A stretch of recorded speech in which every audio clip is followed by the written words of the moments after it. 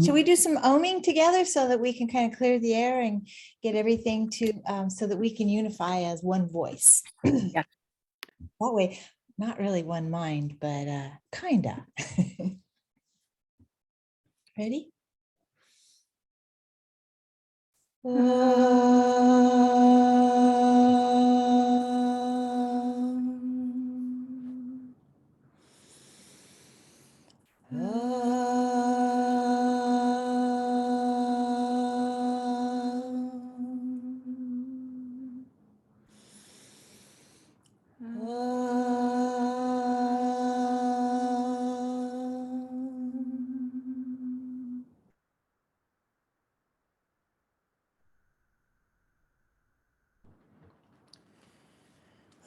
Much better. So here we are working on our word of the month from last month. And what was our word? It was a repeat word, by the way, by default. Freedom. Freedom, that's right. Freedom. And of course, the saboteur of freedom is obsession, which we all suffer from. We just don't really think that we do, you know. So it's a repeat in the sense of that last time I did have a word for us, and it was not freedom. It was actually compassion. But the word freedom came out of my mouth, and I'm like, okay, there we are. Then I didn't even realize it for a little while. So it was one of those things that I've really been reflecting on the word freedom. But as the month unfolded, of course, we started to see that freedom is a word that people are using every single day all around the world in various different ways, you know, how it feels to them, aspirations of freedom, condemnations of certain people's freedoms. But the word freedom is a really, really big word that we're hearing. And I'm kind of feeling like, of course, we're probably going to be hearing and experiencing that word through the rest of 2022. It's a really, really big word.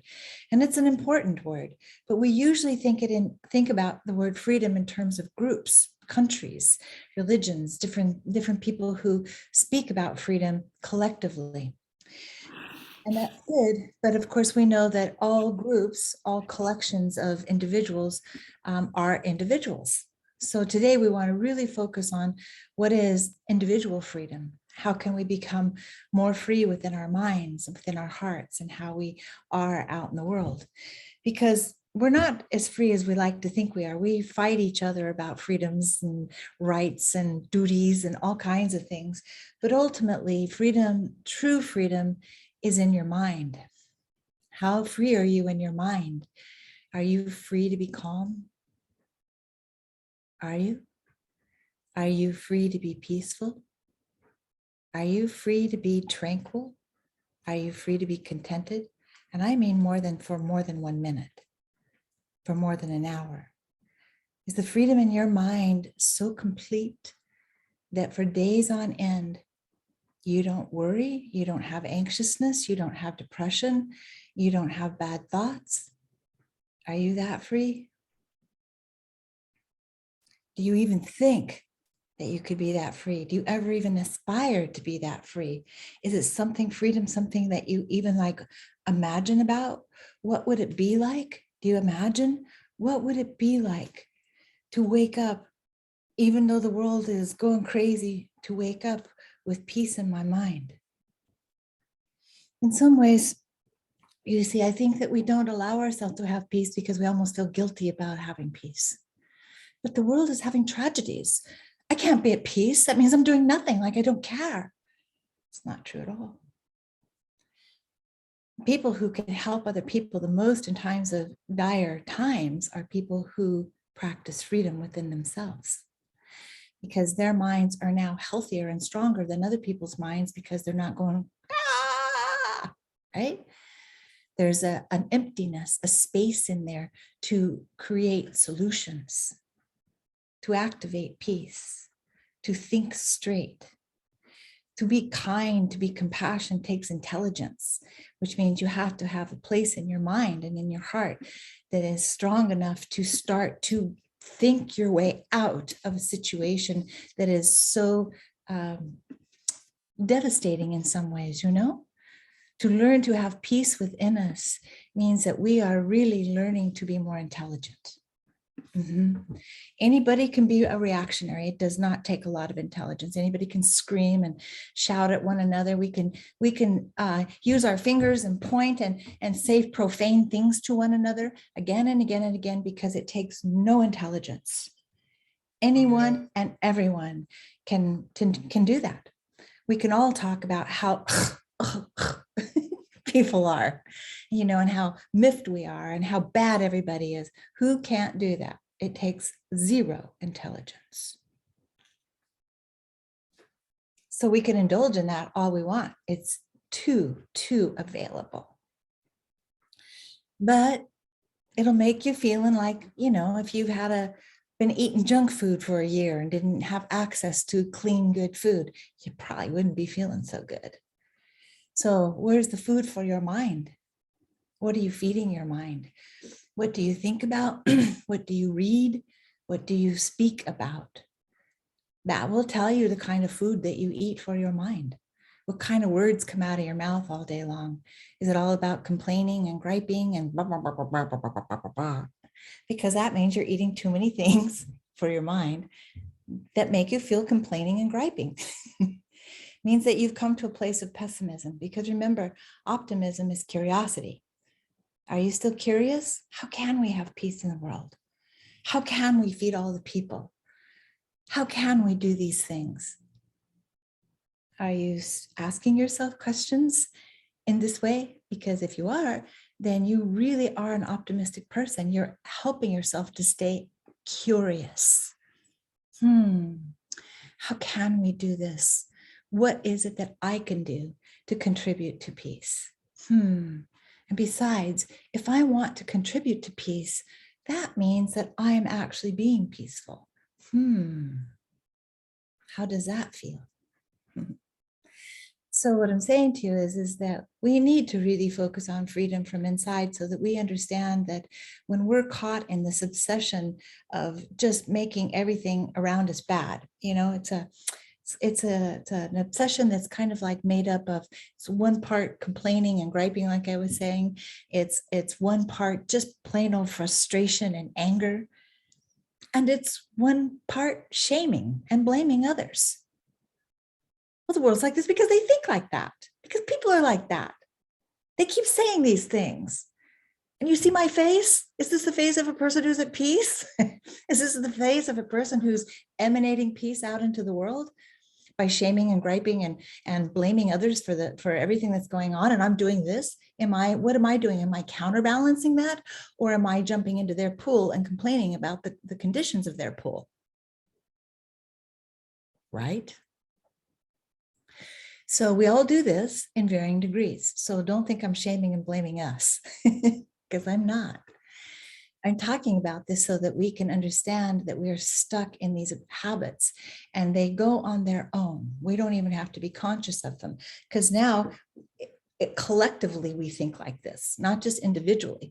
Collectively, we're all thinking and contributing to one another. Let's shame and blame this group of people, and let's yell and call these people out for being bad. And let's stand up really, really proud because we're right. Okay, you see this all the time.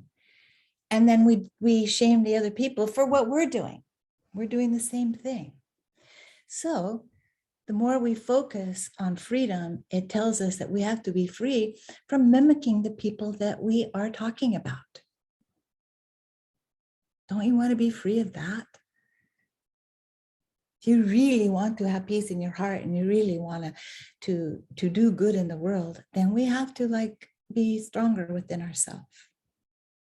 And we have to check ourselves out and go, wow, I look just like that person who's on the opposite side doing the same thing to me, and I'm so upset with them. It's so easy to become the thing that we disdain and not even see it. How do I know this? Because I've seen it in myself. I see it in myself. I'll look at somebody and I think, da, da, da, and I think, oh my gosh, I just mirrored that. I just mirrored it. Now, am I going to shame and blame myself for it? No.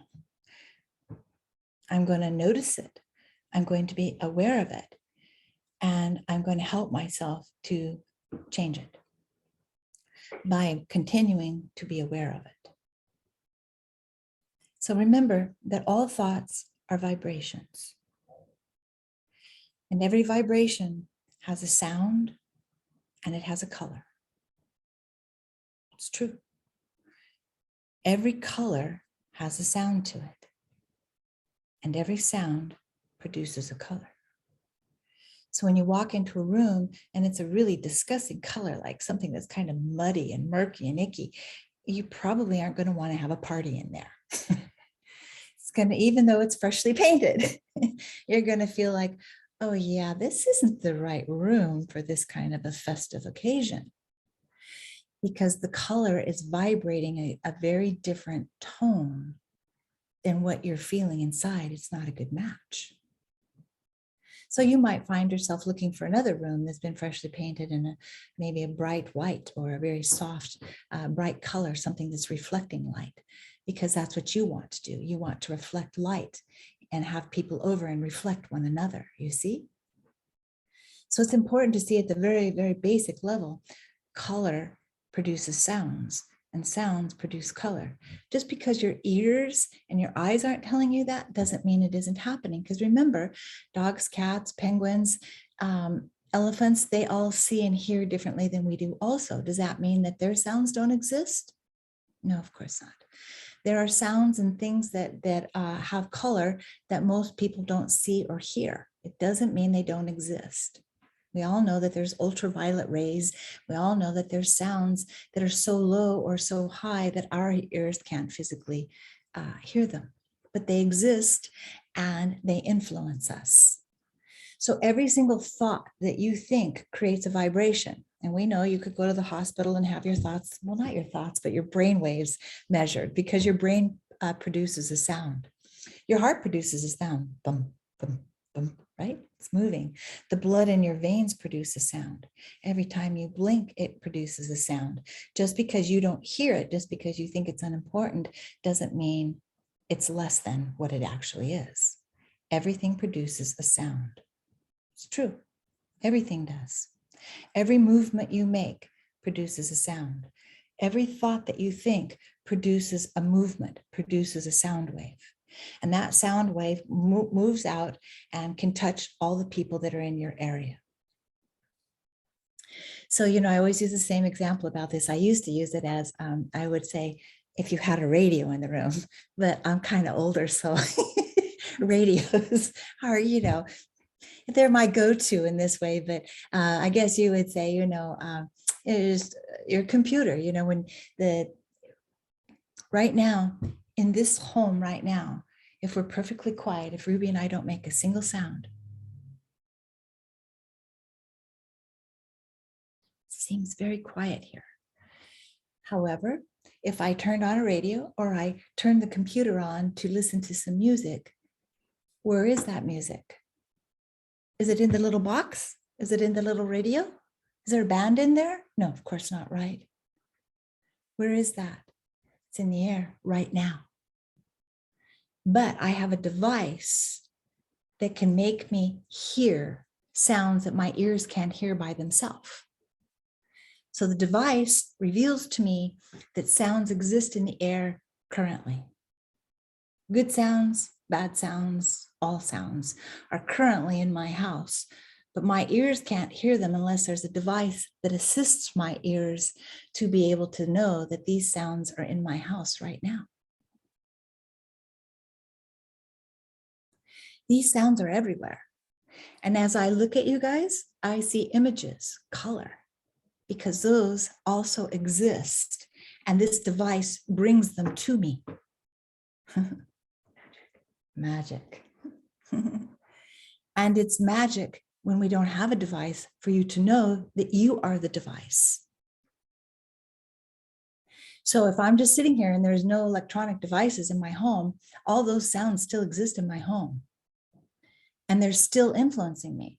Maybe I won't have access to a device to prove to you that all those things are still existing in my home, but they will be influencing me. My neighbor's thoughts will influence me.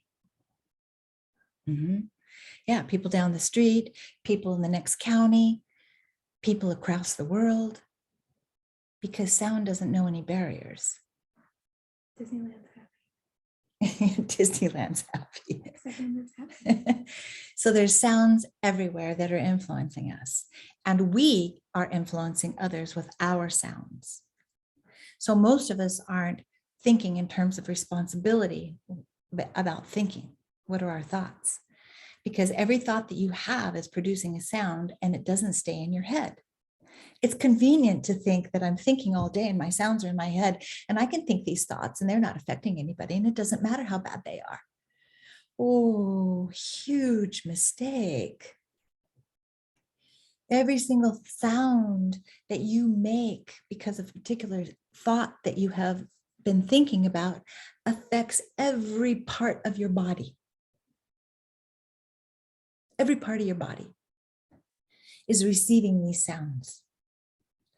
Every organ, everything vibrates to what you're thinking about. And you know this is true because there's sometimes you just can't sleep. Toss and you turn, and you're like, oh, what is wrong with me? A lot of thoughts running into each other. It's a traffic jam in there. There's so many thoughts competing with each other, and they just start bumping up into each other, and you just can't sleep in that kind of a, it's like an arena in there, So we know just on this basic level that our thoughts are affecting us. So then some people, they start craving peace. So they go to a yoga class or they go to a meditation class, and they can't wait to get there because what? Why? Because they want peace. So of course, at this point I could say, you could do this at home, but let's get to that in a moment. The thing is, if you need to take yourself to go to yoga to get some peace, then I say, get up and go do it. Of course. Treat yourself to moments of peace. If you can't do it in your home and you can only do it in the yoga studio, then go do it.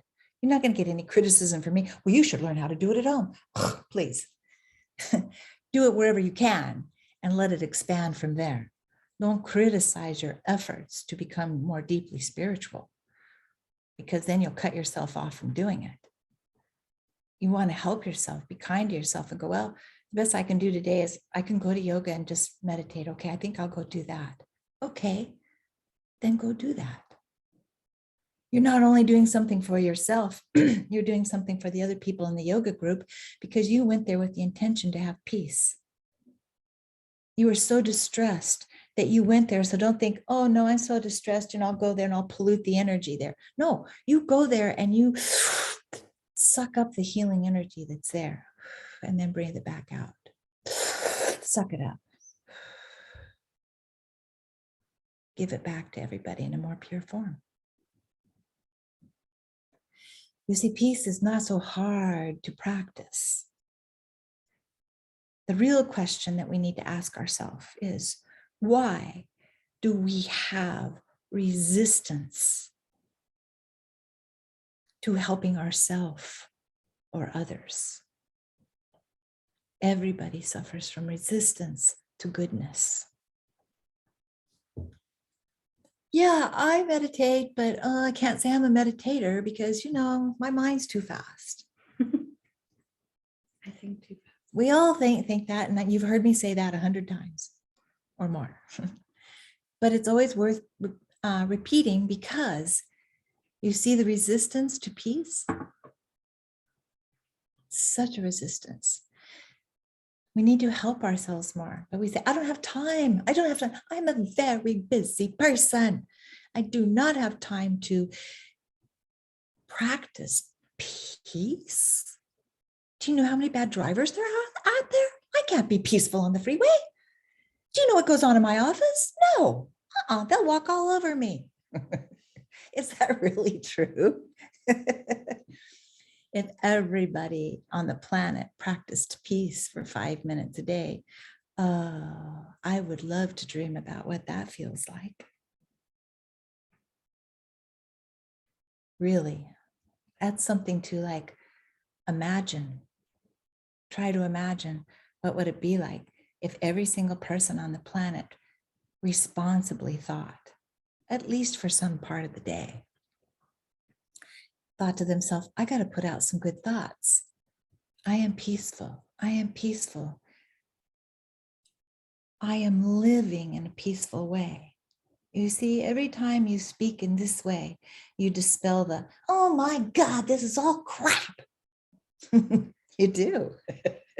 And we got a lot of that going on. So we got to do a lot of dispelling going, we have to like step up and help ourselves to be more passionate about healing, about helping ourselves. But one of the things is for you to remember that everything vibrates. Everything vibrates and it moves through buildings. Buildings can't keep the vibrations from coming in. You can't be in a building that's, concrete, brick and everything, and other people's thoughts can't get in. That's not going to happen. There's nowhere ever in this world here to hide from good or bad thoughts. All the thoughts in the world are going to affect you no matter what. But we tune them out. We're like, I don't want to think about what people are thinking about us in Brazil.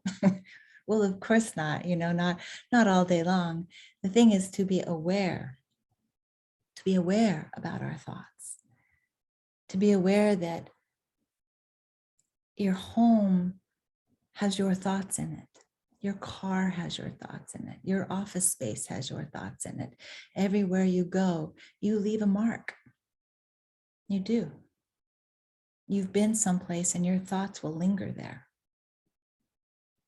So when you go into places where they're really, really old churches, whether you agree with prayer or their type of religion or not, you can still feel it in the air. People with broken hearts praying for help. People looking for inspiration. Hundreds and hundreds of years of people talking to divine beings that they can feel in the air and asking them to help them.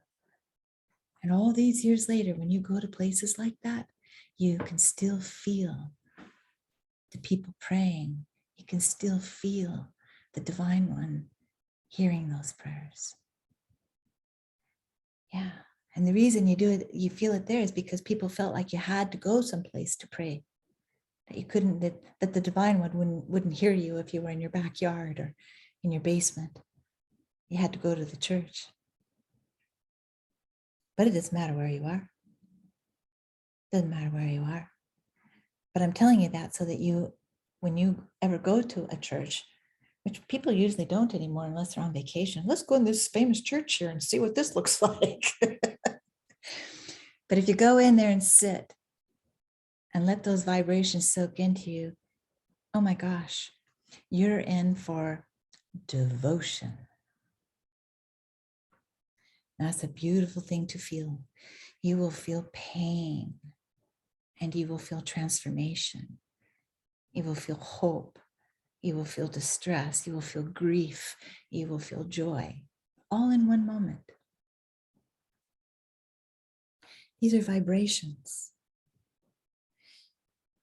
Now, I wanted to take this just a little step further too, so that since we're working on freedom, the thing is that because every sound is vibrational and produces a color, everybody has an aura.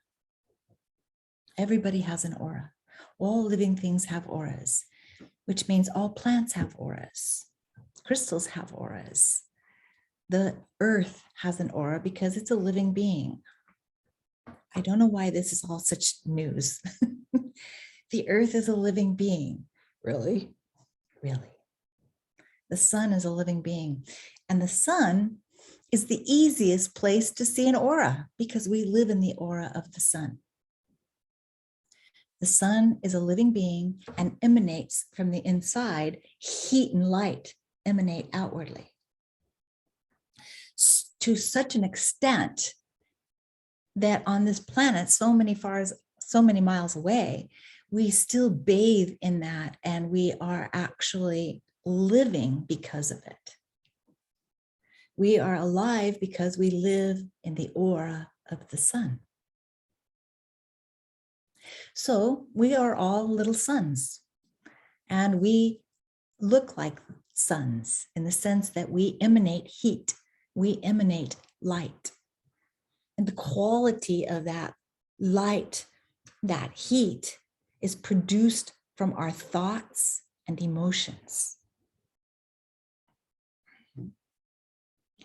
Everybody's vibration is dependent upon how they've been thinking for however old they are. And it didn't just start in this lifetime. Thought patterns that you have in this lifetime are from other lifetimes. All your other lifetimes are here in your package right now. Because thoughts are vibrations, and vibrations of sound don't go away. We know that because I kept showing you, there's songs that have been recorded in the 1920s that still exist in the air. And if I had the proper device, I could prove it to you. You see what I'm saying?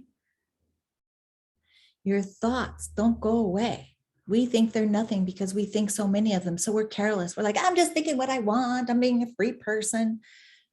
That's not really my definition of freedom, because you're bouncing, you're not being deliberate. When you deliberately think about peace, your aura changes because you're emanating a particular vibration.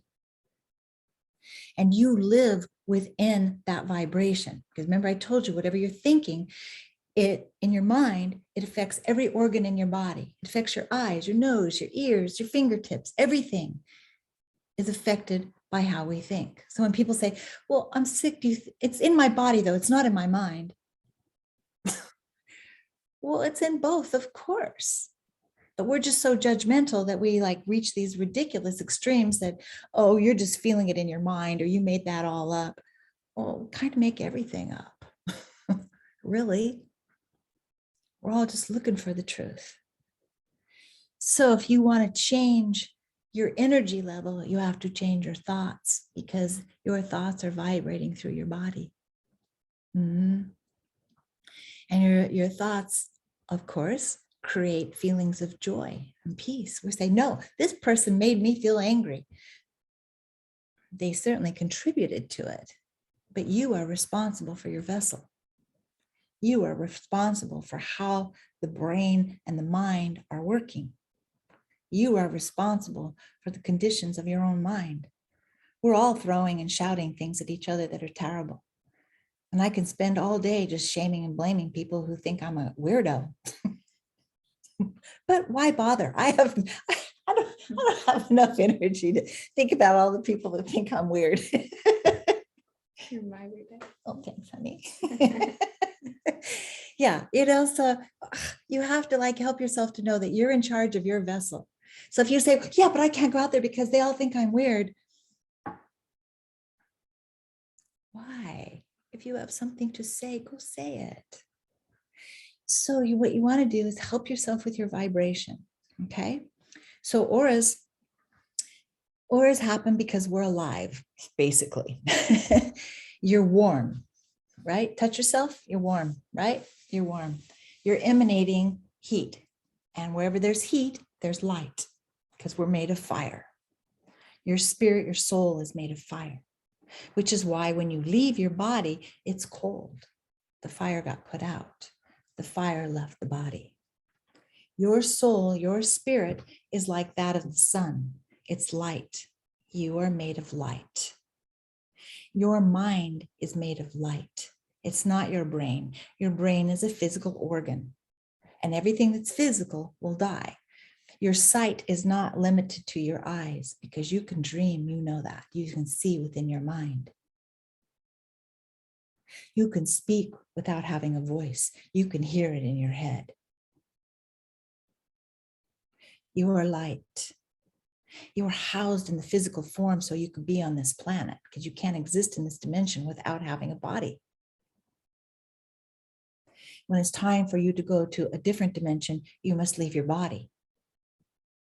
And what is it that leaves the body? The soul, the spirit, it's light. We are all made of light. Now, the quality of that light is determined by how you spend your thoughts and your emotions.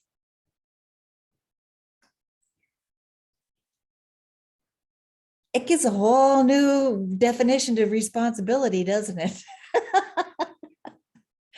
It can be a scary thing to think about this, but now you have the freedom to work on feeling more free.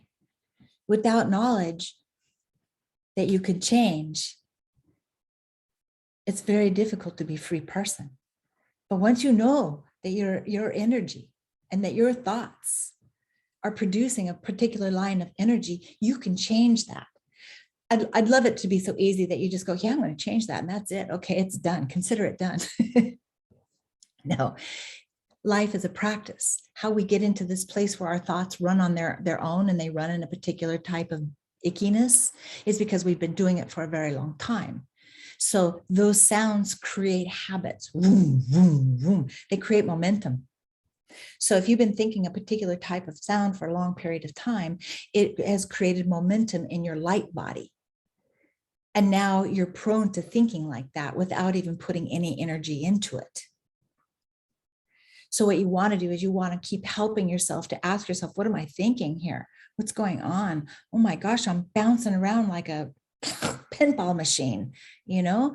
And you have to catch it and go, not tell yourself, oh, you're so bad for bouncing around like a pinball machine. No, you just go, whoa, bouncing around like a pinball machine. No wonder I feel the way I do. Okay, let me help myself. Let me help myself. Have no resistance to coming to your own aid. Come to your own aid. So your aura is in the condition that it's in because of how you think and how you feel, how you process the thoughts that are sent towards you, your own thoughts, and how you deal with other people. So the colors, there's colors that emanate in people's auras. The colors are, again, they are reflecting the quality of your emotions and they reveal what you think about.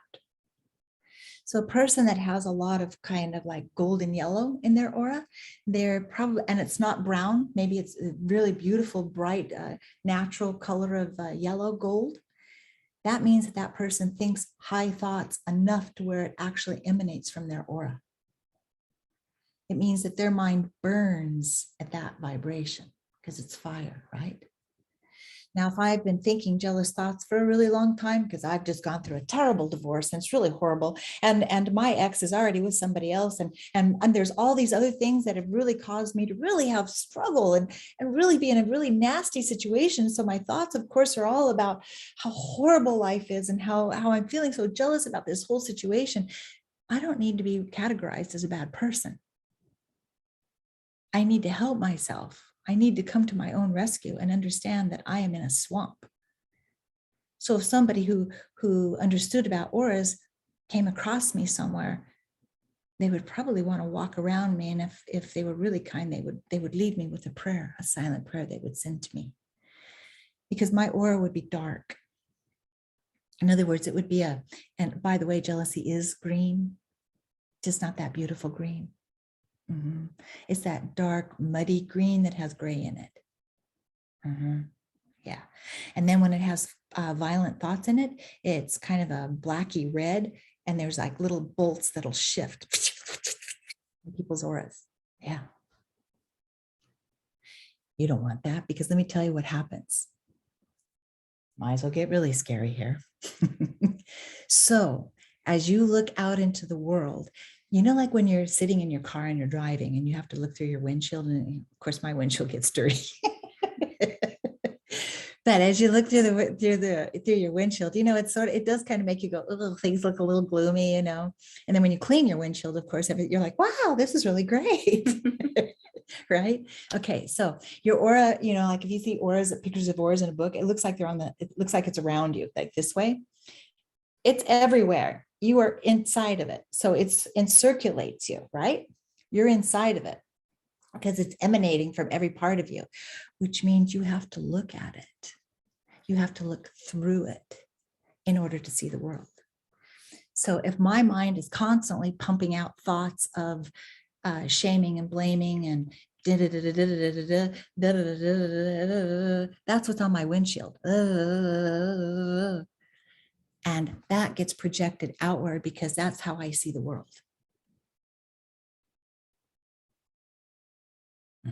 Now I'm going to treat you the way that I think you are because I'm looking through my own dirty aura. So I can't see you as you really are. So this is why we have a projection.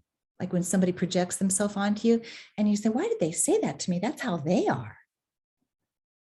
Because they're looking through their own aura and that's all they could see. You know, you say, you're such a greedy person. They're like, I'm greedy? How could that happen? The other person's looking through their aura. See how that happens? We are energy. We are energy.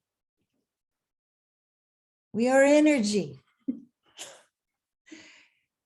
I just want you to hear it so you'll ponder on it, reflect on it, so you can truly work at being a free person. You know that if everything's energy, you can change energy.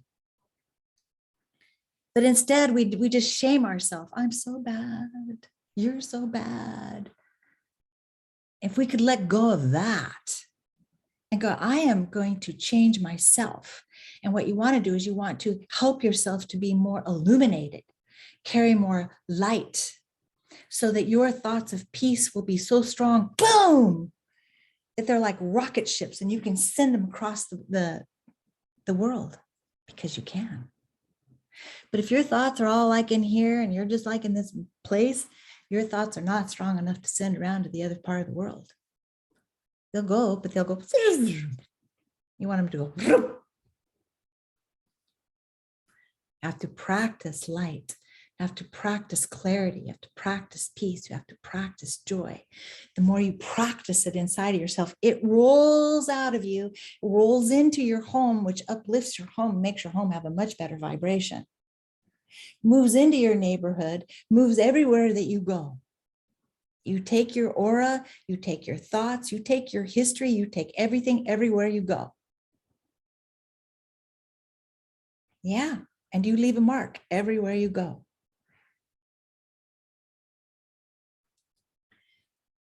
Remember, everything is energy. Everything is. It's contagious. We can see that with viruses. But remember, not only with viruses, but all emotions are contagious. They are. We all know that if you walk into a room and people are laughing and you don't know what's going on, you'll walk over there with a smile on your face and go, hey, what are you laughing about? It's contagious. Or if you walk into the room and you see everybody's like this, and then you could feel it before you even get in it, you're going to be like walking like this to them. What's going on? Contagious. You got it now too. And you don't even know what it was about. But instantly you feel that way. Because we're beings of light. We're not solid. Sounds like I am. I know. Poor Ruby. She's like, my auntie's so goofy.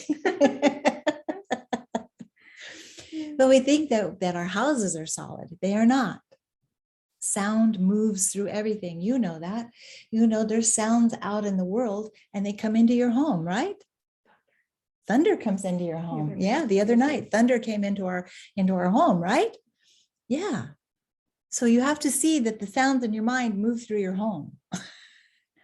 Your neighbor's thoughts are moving through their home into your home, so on and so forth.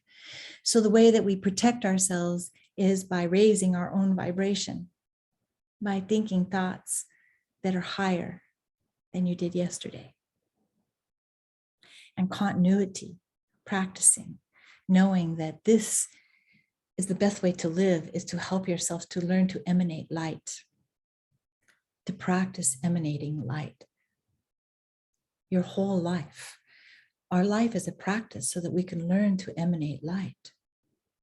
Bright, wonderful, beautiful light, because it shows what a human life can really look like. A human life that's really well lived is a life that aspires to being a humanitarian. When you can aspire to be a humanitarian, that means you're really doing something because you know that you have to change yourself. People confuse it and think, I'll just go out and save things. I'll go out and save the world. I'll go out and change things. You have a duty to change yourself. And as you change yourself, you change the vibration of your influence in your neighborhood, in your group. You have more influence in sending peace to other people. Practice sending peace to the world. It makes a difference. Because believe you me, there are people who are sending out thoughts that are a total counterbalance to peace. And their thoughts are very powerful. And those are thoughts about subjugation. And it's all over the world. So I encourage you to practice really feeling free inside of yourself. So where you feel stuck, you feel gloomy, you feel angry, you feel frustrated about what happened to you 10 years ago, help yourself to know that that happened 10 years ago. It's part of your recipe. It won't go away, but you don't have to live it again and again and again and again. Everything bad that's happened to us is still with us. You can take the jalapeno out of the soup, but its flavor, its aroma lingers in the soup, you see? So the situation may be gone, but I know it still lingers with you. That's why we call it trauma. And you have my compassion.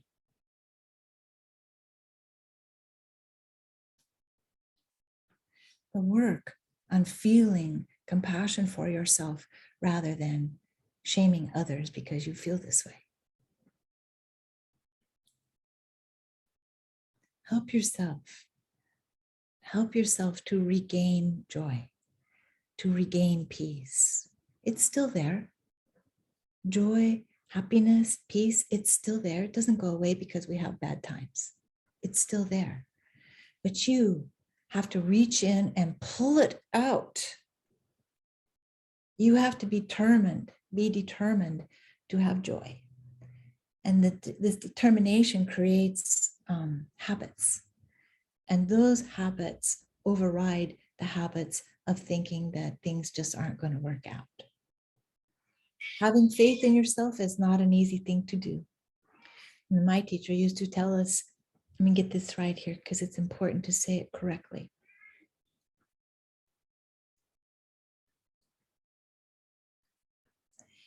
It's better to have faith in yourself first before you have faith in God. I thought the first time I heard that, I thought, wait, what? Better to have faith in yourself first before you have faith in God. Because if you have faith in God first, you can be easily misled by others. If you have faith in yourself first, you learn to see God in everyone. Sometimes if we want to have faith in God, first we do it through what other people say God is. Nobody knows how to define that. And anybody who tells you that they do know how to define it, I don't know. It's okay, but nobody really can. We have to be it. We have to become it. So having faith in yourself means that you know you are part of this word God. You are part of this word God. Because God is infinite. Nobody can describe what that means. But it's up to you to feel that you are part of this word God. So having faith in yourself is having faith in God. Having faith in God is having faith in yourself, which means there's nothing that you can't achieve. But we have to overcome ourselves, which is achievement. Don't think that that's not enough. If you really want to help the world, overcome ourselves. Overcome that place inside of us that keeps pushing ourselves down, down, down. I'm so bad. I'm so bad. I can't ever help anybody. Why is this everything? Why is all this happening? Where's all this bad? Blah, blah, blah, blah, blah. Shh, calm down. Take a breath. Turn the news off.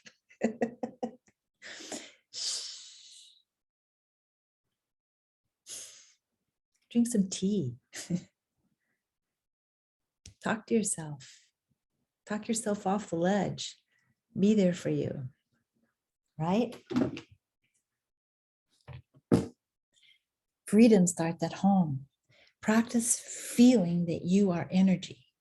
Practicing feeling your aura. Remember the old trick that we used to do, back in the 80s, to feel your aura? You rub your hands together, creates friction, right? Because why does it create friction? Because warmth lives inside of me because I am made of fire. This is like rubbing two sticks together to create fire in the wilderness. It's the same thing. There's no difference. Because inside of a tree is a living being, right? So inside of that is fire. All trees have fire inside of them. Bean sprouts have fire inside of them because they're alive. And we interpret that fire as vitamins and minerals. And we eat that fire. We eat, everything we eat has been alive or currently is alive. Every salad you eat is a living being. Many living beings in there, which is always a good thing to always be grateful for your food and to pray over it to show that you understand the sacredness of life. Oh, it's locked. There you go. So you see what I'm saying? Everything is alive. Everything is alive. We kind of go through life thinking that things are not alive. Oh, look, there's a rock. Like it's not alive. It's like, it's a living being. Again, people like me, it's like, oh yeah, you're just an old tree hugger. I am an old tree hugger. It's true. I am an old hippie. It's true. So when you try to insult me by saying those things, it's not going to work. But I am also a student of Vedanta, and I always will be. The yogic philosophy. It will always be in my heart. And the yogis are the ones that have showed me that we are all living beings because we emanate light, fire. And when we let our body go, you are still light, you are still fire, you do not die. Mm-mm. And did you know that you start your next life where you left off? So it's really, I say this to you so that you remember that it's a good idea to improve. I know. If you want to have better conditions next time, work on yourself now because it's a continuum. But I hope that you, next time you light a candle, look at what's around it. It's an aura. Because it's a living thing. Fire is alive. Fire is alive and it emanates light.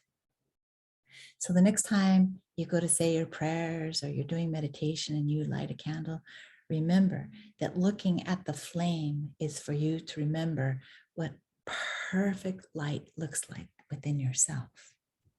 When you look at the light, what you're doing is that you're drawing it to you so that you can remember that that's you. You emanate light. The quality of your thoughts, the quality of your emotions will tell us who you really are because it'll be around you and we'll be able to feel one another. And the different colors again in the aura reflect the quality of thoughts, but also the type of thoughts, like I was telling you.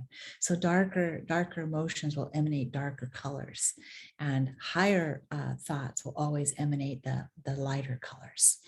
So you want your energy to be light, because the lighter that it is, the stronger that it is. The heavier it is, the weaker it actually is. Because you're like walking through swamp water when your aura is really heavy, when you're filled with such tremendous self-doubt and maybe even self-hatred. And remember, because you have to look through it, remember? So if I have self-hatred, I have to look through self-hatred to see you, which means I'm going to project that onto you, which means now I'm going to start to hate others because I'm going to see them as very bad.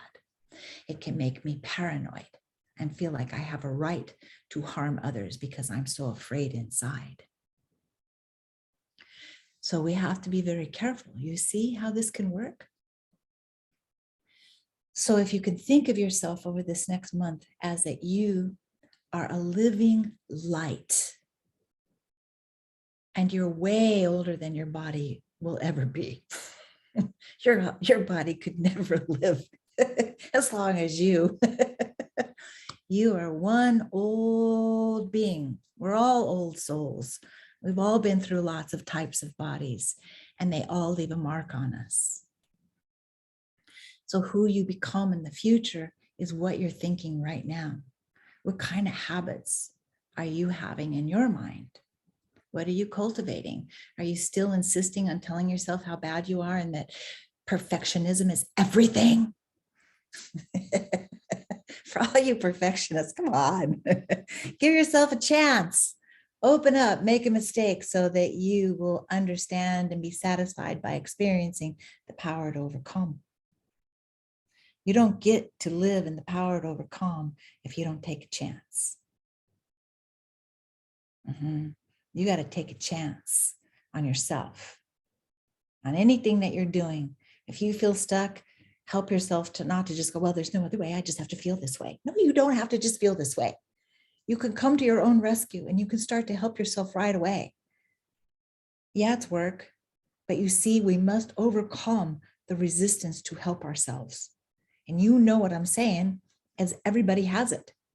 No, not today. I'm not going to help myself today. I don't know why we do this, but I've seen it in every human being on the planet that I've ever come into contact with. We all have this interesting resistance. That's why you see things where like, well, eat your veggies. I know they don't taste good. What is that? Veggies taste beautiful. Yeah, we know it's hard to eat them. You see what that does? You project means that they're bad. Who wants to eat a bad veggie? So what I'm saying is help yourself to not have resistance to things that are good.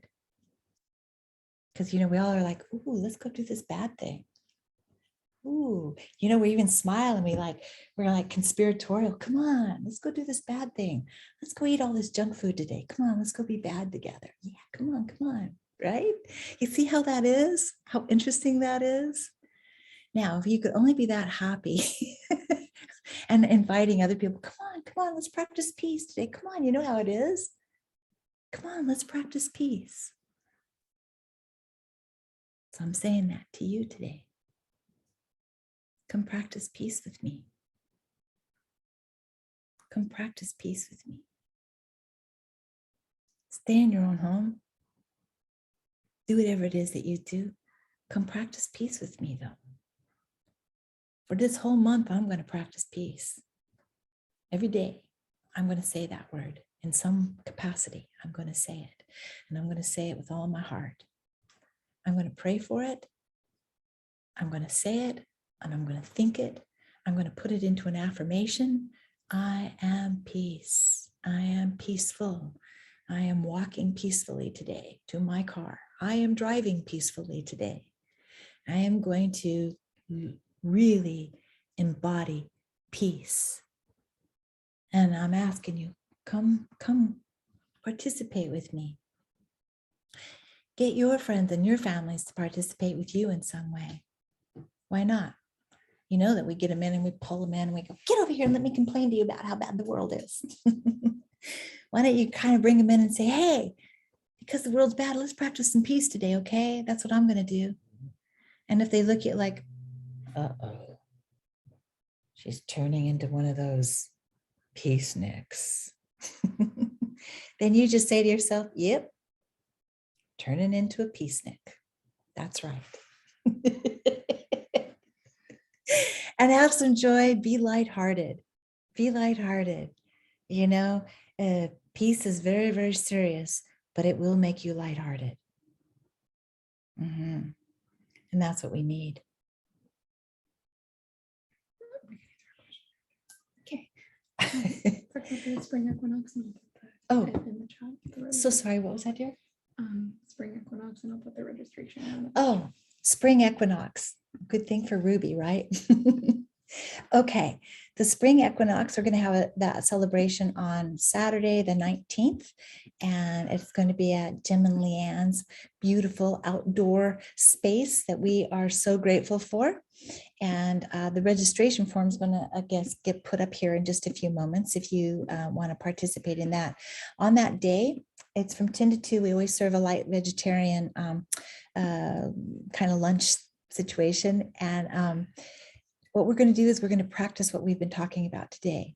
We're going to be talking about auras and doing certain things to help you to be able to feel energy and teach yourself to learn to work with energy in a better way than perhaps that you have been before. But it'll be kind of light in that way, but deep, but light. I always like that combination when things are deep, but they're light, So if you want, we'll do the 3 ohms. And then if you want to stay for questions, we stay for a few minutes afterwards. And also the registration form will be coming up. It's in the chat now, apparently. So please stay with me for just a few moments here. And I'm going to give you the word of for the month of March. But remember, we're going to stay on freedom this whole year, but we're also going to do 3 ohms. 3 ohms, then I'm going to give you the word, and then you can stay for questions or sign up. All right? All right.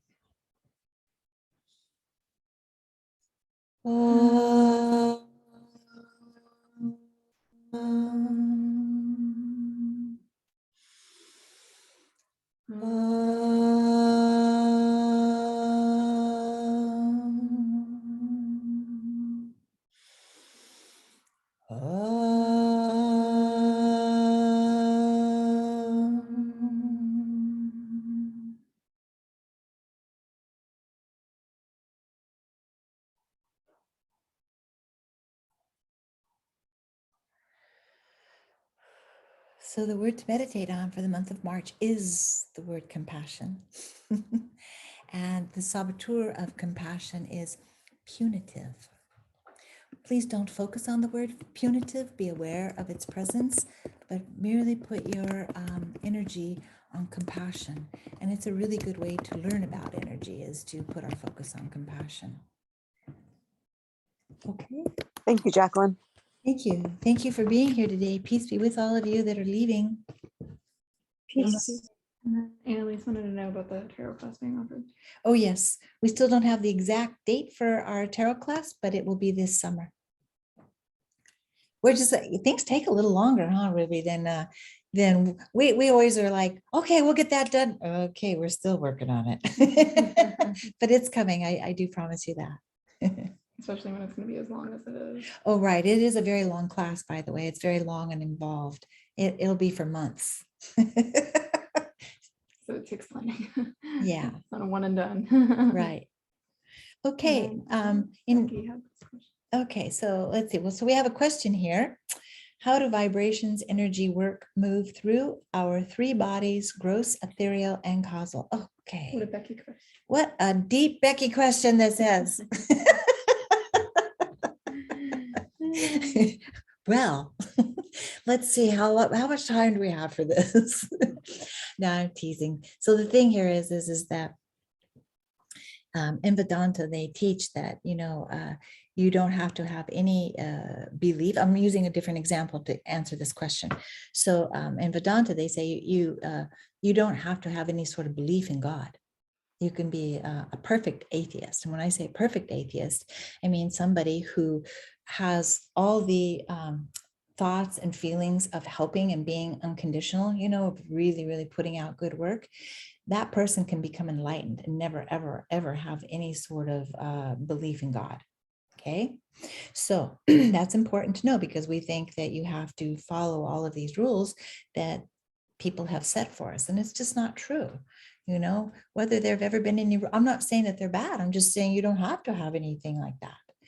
If you genuinely feel love towards others, you genuinely have it in your heart to give, whether anybody says thank you or not, because a lot of times people only want to give because they want to get that gratitude back. But if you can give without any thought of remembering what you gave, it will automatically start to open your heart in ways that you don't even know about, because it makes you fearless. So when people are doing healing work, they have to learn to get out of the way.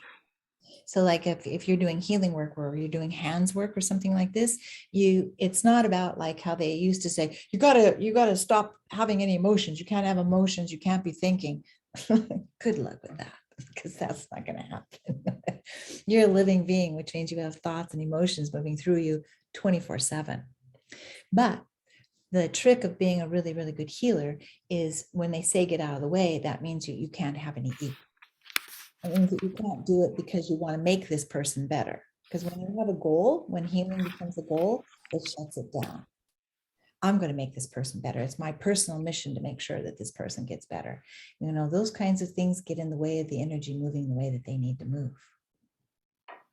So in order to move to those higher realms, like, you know, the causal body, which is where our soul is, what has to happen is that you have to just come from this place of transference, transferring peace from yourself to the other person. So if the healer is only certified, but doesn't have the ability to be peaceful inside, they will not be able to transfer that peace like they may think that they are to the other person. You have to be it. That creates a perfect transference, because you can only transfer to the other person how you are. Everybody says, no, I got out of the way. That came straight from God. Well, excuse me. I think we just went over where God lives in each of us. But it's our awareness of this inner force that we call God. That awareness of it, it wakes it up. And as it wakes it up, you have more of a capacity to share that healing through your hands, through your eyes, and through your voice. Because healing energy does not only move through your hands, it moves through your voice and it moves through your eyes. So the way that you look at someone, that energy, the light that comes from your eyes, it affects other people, and it can actually bring about a healing energy, or it can make them very angry and upset just by a look. So people think that this is the only place that the healing energy transfers from. No, it's the way you also look at people, and it's the way that you speak, because you're creating sounds. And even though you may say a particular word, what's behind the word is the actual vibration that will come through. So if I say, I'm not angry with anyone, no, but inside I'm seething, that anger that's inside of me, even though I'm doing this, will come through and it'll pollute. So it's what's actually there. So in order to really do great healing work, you have to keep pulling, you have to like help your mind not to be connected with any sort of desire to heal the other person. That's not going to be an easy thing, because all healers have a desire to help. I have a desire to help. We all have these desires to help, but you have to let it go so that you can actually help at your highest level. Because if you put any sort of ambition into it, it won't work as well. It'll work, but it won't work as well as if you can just be there and do it for the sake of the work and for nothing else. Because then you're not involved with it. And it's this pure connection of the highest part of you being transferred to the other part of you. Passion. Hopefully that answered it. Okay, let's see, what else do we have? What else do we have? Anybody have a question? Ricky. I do. Oh, Miss Ricky, yes. You were talking about if you have a thought that is a negative thought, to try to replace it with a peaceful thought. Yeah. What happens to that negative thought? Isn't that still there? Yes. So How what do you? So what you want to do is by focusing on the positive thought. So let's just go with compassion and punitive, since that's our word. Okay. So let's say that you're having a thought where you want to, or let's use me as an example. Let's say that I have a thought that I want to be punitive to someone. Like I feel like, oh, they took my elephant. They took my elephant. Oh my gosh. You know, that's a major crime in this house. They're going to have to pay for that. Right. So I have this terrible negative thought, and I can't get it out of my mind. I'm sure they stole the elephant. And I'm thinking about it. But then lo and behold, oh, look, I found my elephant. I thought that they took it. I thought they stole it, because, you know, it's in their character to steal. But now that I found it, now what do I have to do? I have to override that thought. All those thoughts I put out of the negativity to that person, that those thoughts from me to that person actually affects that person, even though I was wrong. Okay. So those thoughts will come back to me. That's what karma is. I'm not being punished and I'm not being rewarded, but they will come back to me. Now, as they come back to me, I can feel victimized. Like, why is this happening to me? I'm such a good person. Why has this come back to me? It's because I haven't done anything about it. So if I want to practice, what are we practicing this month? Compassion, right? So when I start to feel punitive, I start thinking, Ruby, I'm just going to have to tell her she's been bad and she can't have any more yogurts ever again. You know, and I'm thinking these thoughts and I want to punish her for something, you know. So, but I catch myself doing it. Now what I'm going to do is I have to practice the word, the counterbalance, which is the virtue, which is compassion. So inside, I'm still feeling like she's kind of bad and she needs to learn a lesson. But I'm like, oh, but I want to be compassionate. I want to be compassionate. I want to be compassionate. But this is still moving underneath. See how it's moving under here? It's agitating. This is the punitive, agitating. But if I keep talking to myself, no, I love her. I feel compassion for her. She's been going through a lot. I really want to send Ruby compassion. I really want to send her compassion. See how it's not as much? What you're doing is you're taking the habit of the virtue and eventually it overrides the habit of the saboteur until the saboteur can no longer grow inside of you. We're cutting it off. We're not feeding it. We're not watering it. We're not giving it any attention. So it's still there, but it is not dominant. The counterbalance is dominant. Does that help? Yeah. So it doesn't go away right away. That's why we have to practice for our whole life, because the seed of the opposite is always there. So the seed of bad behavior is always with it. But the more that we not ignore it, we have to know it's there. But the more that we put our attention on the virtue, then we become the virtue. But the seed of the opposite is always there. Get a yin yang sign symbol out and look at it, and it'll tell you exactly what we do every month. Because the seed of the opposite is always inherent. You can never get rid of negativity. But we don't have to live in it, and it doesn't have to dominate us. You see? So it's the practice. It's the practice of the goodness that we have resistance to. Okay. Because we want instant satisfaction, of course. If there's instant pudding, there could be instant satisfaction in other places, right? Right. Pudding, I know, pudding. Somebody else have a question? I think Michelle did, but then it went away. Oh, sorry about that. So just remember, what we're doing is that we're working on energy. We're working on our counterbalance. So every month when we have the word of the month, remember what the saboteur is. So for the month of March, remember what the word is, punitive. So like there's a lot of things going on out in the world where you can actually see this, where people are being punitive to one another. Get him, punish him, bam, right? You know, watch that and understand, help yourself to, as you're watching it or you're listening to it, help yourself to remember, oh, wow, compassion is the counterbalance. What would happen in this scene if more people were doing compassion? And then bring yourself into it and go, I could send compassion to this scene. Where these people are being subjugated, I can send peace, I can send love, and I can send light. And do it. Do it. Send it out. You notice how I didn't say anything about who anybody's bad or anything like this. You know, there's a lot of things going on out in the world. If you only pray for peace for one side of a conflict, you will never get it. You must pray for both sides for peace. If you don't, it will never happen. Because we still have 50% who don't want peace. So when we do the Ganesha prayer, Lord Ganesha, kindly remove the obstacles to Ukraine. Also say, Lord Ganesha, kindly remove the obstacles to Ukraine and Russia. To peace, peace, peace.